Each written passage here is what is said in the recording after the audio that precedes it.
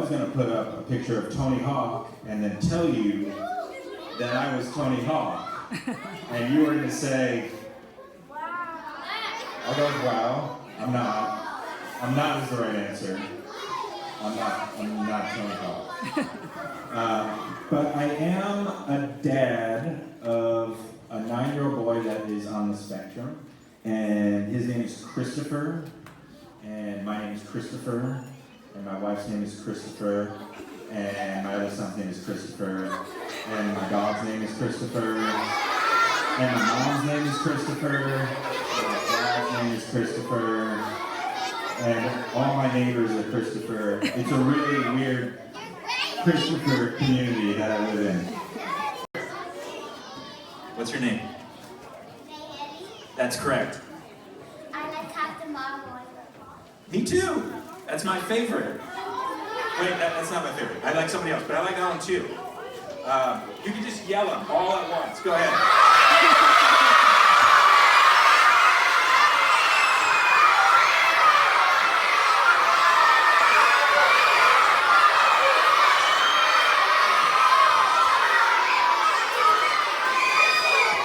Okay, all right. All of you are correct. Now, my follow-up question is, if you could have any superpower, what would it be?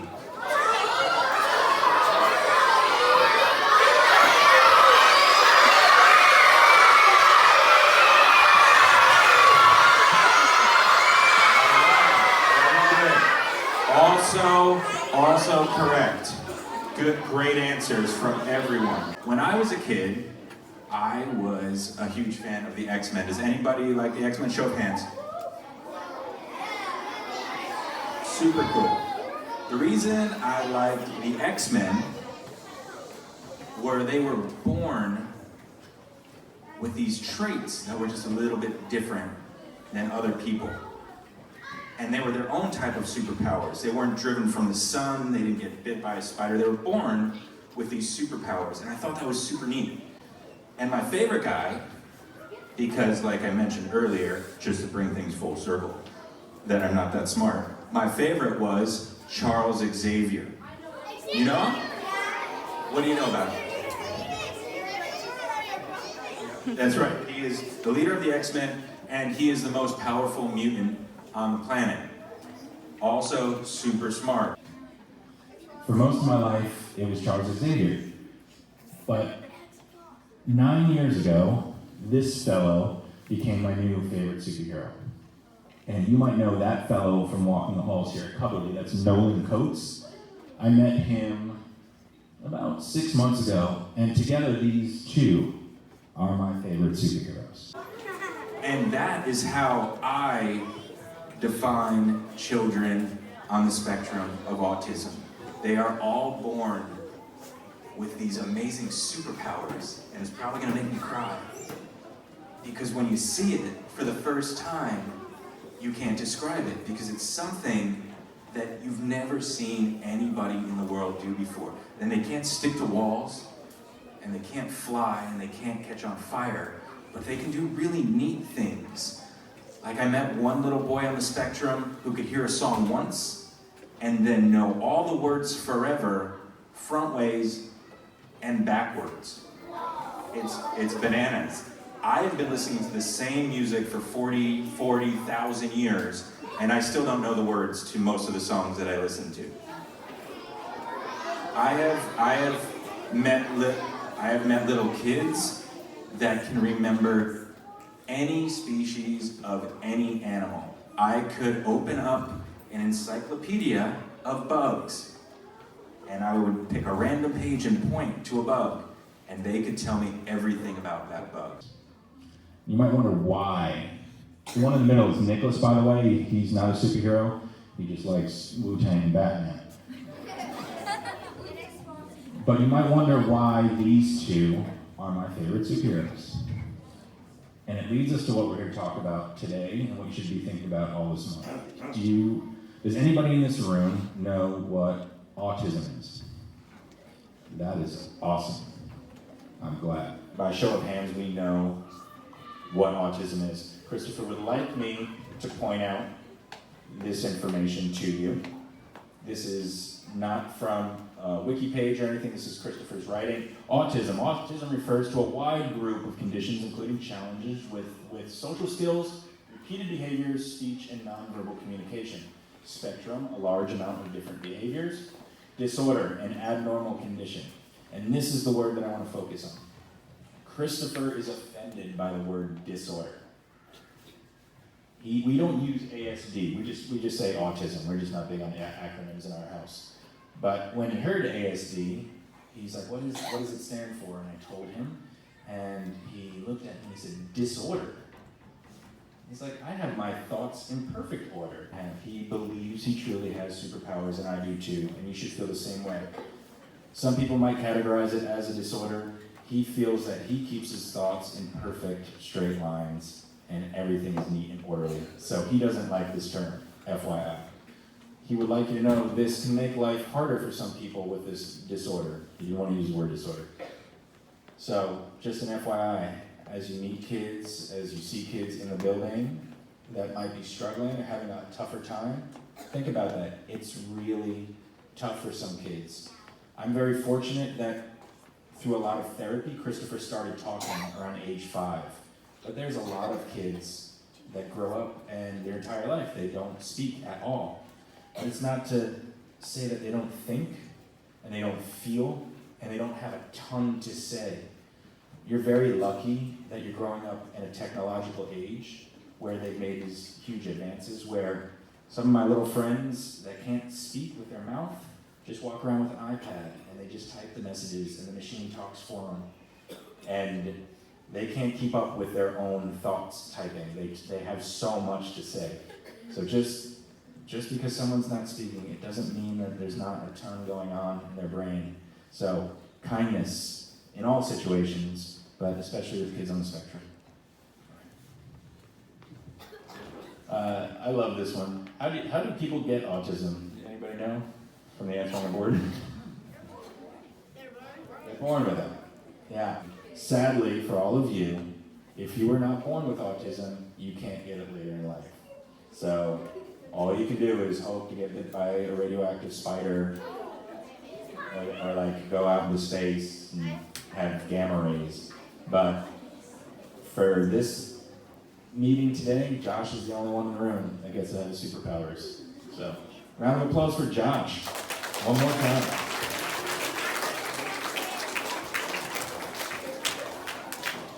All right.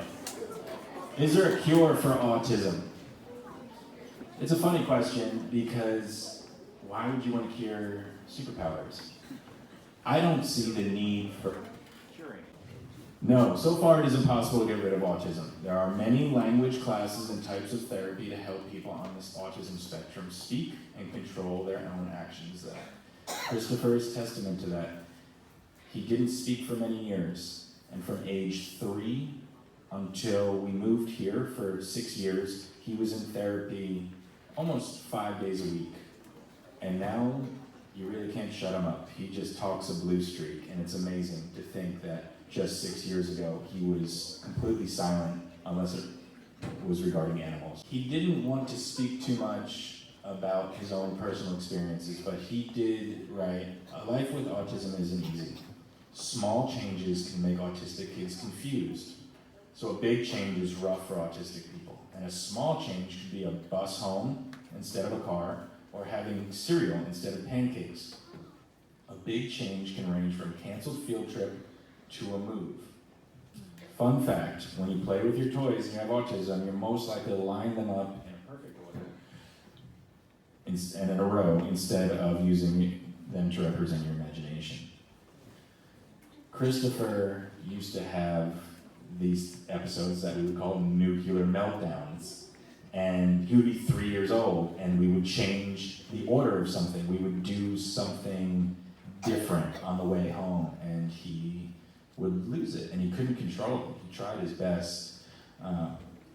Sometimes we'd be in public, and we would take a different turn than we normally would, and he would lose his mind. And I'm a big guy, and he was 3 years old. And talk about superpowers. I would put my arms around him, give him a bear hug, and just rub his arms and trying to get him to chill out.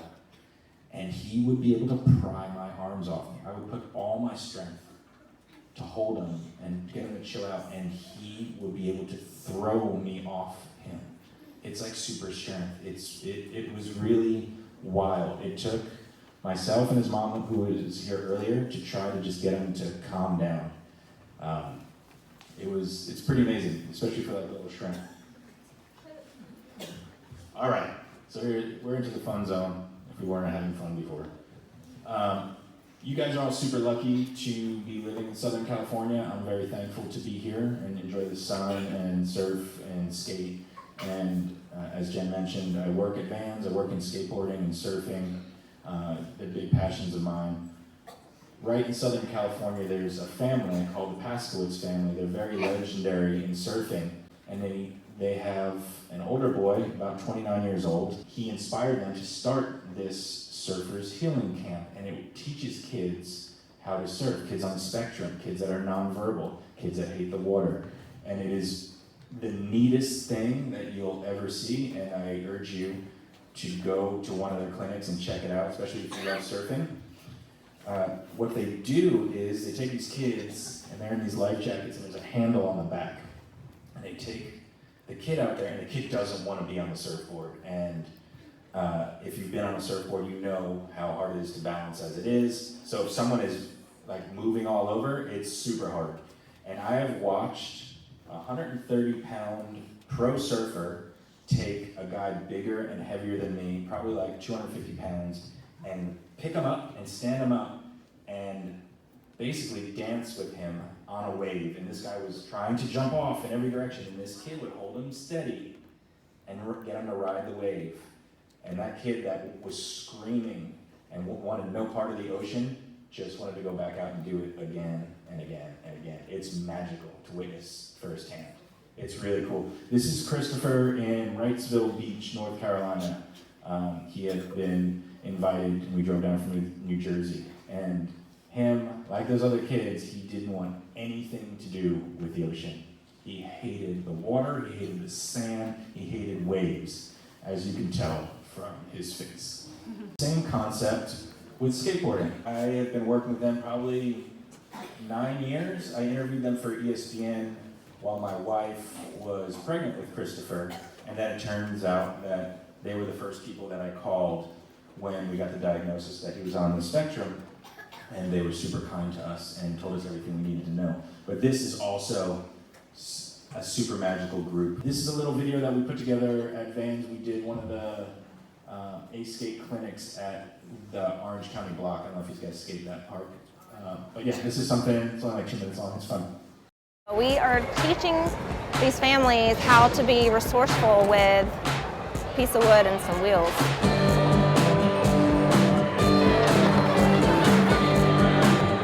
Thank you guys all for including us in this event. We absolutely love being a part of the Vans family. What we're going to do today, of course, is teach the children how to skateboard. I have a son with autism. I bought he and his brother skateboards when they were 2 and 5, and socially it was just magic. A-Skate Foundation is an organization that helps children with autism and other disabilities use skateboarding as a form of occupational therapy, and it's about helping the child overcome fears, learning how to fall and get back up. You're going to see language, you're going to see eye contact, you're going to see a lot of things happen that their parents are going to cry about. I had one boy that I worked with, he just was like so fired up and like giving me knuckles the whole time, and his parents came up to me afterwards, thanking both of us. She goes, he hadn't said a word or even made a facial tick since Christmas. The healing powers of skateboarding will be seen today. You will change their lives, but your life will be changed forever.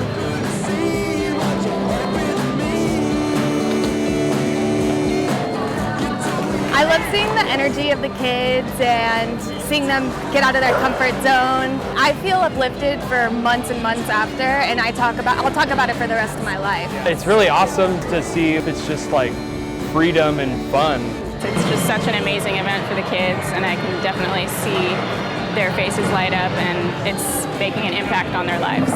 I remember the first time I attended one, I left in tears from the way the kids reacted to us.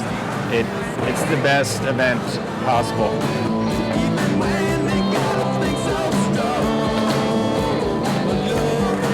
Boards for Bros came to the event today, and they gave every child a skateboard. And we try to give these kids the equipment and the resources, but our funds can only extend so far. We're building skateboards to give to kids that don't necessarily have the gift of skateboarding.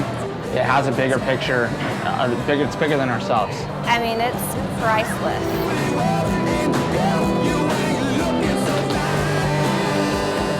I think that families they have found a place where they fit in. The first time that I walked in through these doors was a Vans Give Back event, and it was with A-Skate. And before I could even say like the I'm sorry for the behavior, they were like, it's okay, and they understood, they got it, and they loved us.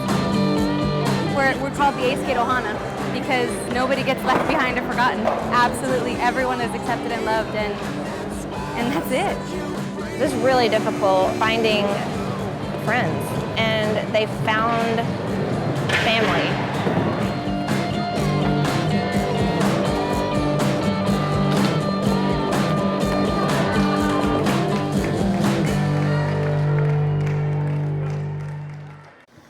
He says, the reason I created this presentation is that I have autism, and I want to show you that no matter how different you are, you can achieve what you believe in.